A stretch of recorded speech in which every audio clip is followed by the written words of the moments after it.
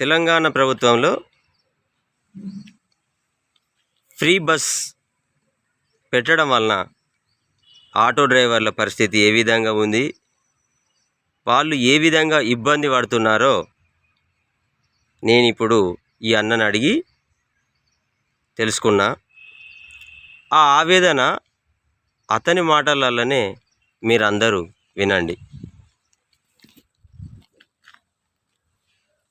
ఈ తెలంగాణ ప్రభుత్వం ప్రవేశపెట్టిన మహాలక్ష్మి పథకం కింద ఫ్రీ బస్సు చాలా అద్భుతమైన పథకం. ఓకే, చాలా మంచిదే. కానీ దాని వలన ఆటో డ్రైవర్లు ఎంత ఇబ్బంది పడుతున్నారో ఇప్పుడు మీరు చూడండి. నమస్తే అన్న. చెప్పండి బ్రదర్, ఇప్పుడు గవర్నమెంటు తెలంగాణ ప్రభుత్వము మహాలక్ష్మి పథకం కింద బస్ ఫ్రీ పెట్టింది.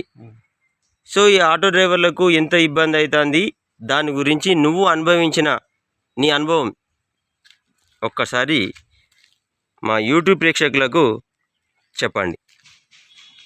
ఏమన్నా సార్, ఇప్పుడు చాలా ఇబ్బంది అవుతుంది. అట్లా మాకు చాలా ఇబ్బంది అవుతుంది. మాకు రోజు డొక్కడితేనే ఎక్కడని పరిస్థితి ఉన్నది. ఈరోజు మాకు చాలా అంటే చాలా ఇబ్బంది అవుతుంది. దీనిపైన కంపల్సరీ చర్య తీసుకోవాలని మా యొక్క మనవి అని మేము చెప్తున్నాం సార్. ఏ విధంగా మీకు ఇబ్బంది అవుతుంది? ఇంతకుముందు ఎట్లుండే, ఇప్పుడు ఎట్లున్నది? గతంలో మేము రోజు ఒక 1000 రూపాయలు సంపాదించుకునేటోళ్ళం.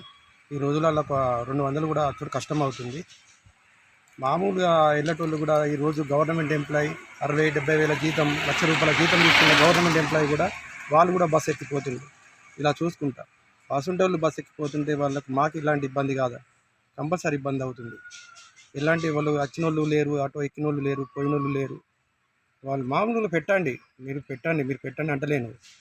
కానీ ఇక వృద్ధులకు, వికలాంగులకు, కాలేజీ పిల్లలకు వాళ్ళకు పెట్టండి. కానీ ఈరోజు 1,00,000 రూపాయల జీతం తీసుకుంటుండ్రు, 60-70 వేల జీతం తీసుకుంటుండ్రు. అటువంటి ఎంప్లాయీస్ కూడా బస్సు ఎక్కిపోతుండ్రు. లేడీస్ అందరూ ఆటో చూసుకుంటా కూడా రాండి అమ్మ అన్నా కూడా వచ్చి మాకు బస్సు వస్తుంది, మేము బస్సులో వెళ్ళిపోతాం అని చెప్పుకుంటూ వెళ్తుండ్రు. మరి ఇప్పుడు మీకు ఈ స్కూల్ ఫీజులు కానీ ఇవన్నీ ఈ ఆటో కిస్తీ కడతారా అన్న మీరు? మాకు ఈఎంఐలు కట్టకనే ఈ రోజు వచ్చిండు, ఈఎంఐ కట్టమని వచ్చిండు.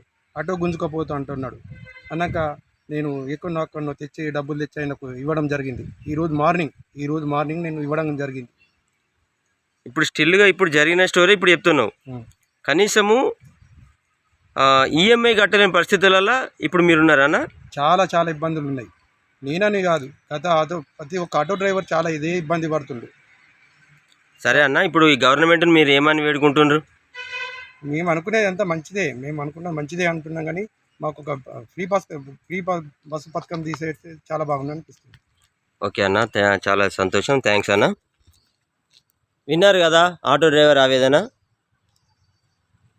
కాంగ్రెస్ ప్రభుత్వం, తెలంగాణ ప్రభుత్వం ప్రవేశపెట్టిన మహాలక్ష్మి పథకంలో ఫ్రీ బస్సు, ఈ పథకంలో కొన్ని మార్పులు చేర్పులు చేస్తే అందరికీ బాగుంటుందని ఆటో డ్రైవర్లు అందరి తరపున ఈ కాసిపేట స్వామి ప్రభుత్వానికి విన్నవించుకుంటాడు. ప్రభుత్వం ఆలోచించి ఫ్రీ బస్సులో మార్పులు చేర్పులు చేయాలని కోరుకుంటున్నాం. చూస్తూనే ఉండండి కాసిపేట స్వామి యూట్యూబ్ ఛానల్ మందమరి. అదేవిధంగా మందమరి సినిమా ఈ ఛానల్ కూడా నాదే. ఇందులో ఓన్లీ షార్ట్ ఫిల్మ్స్ మాత్రం వస్తాయి.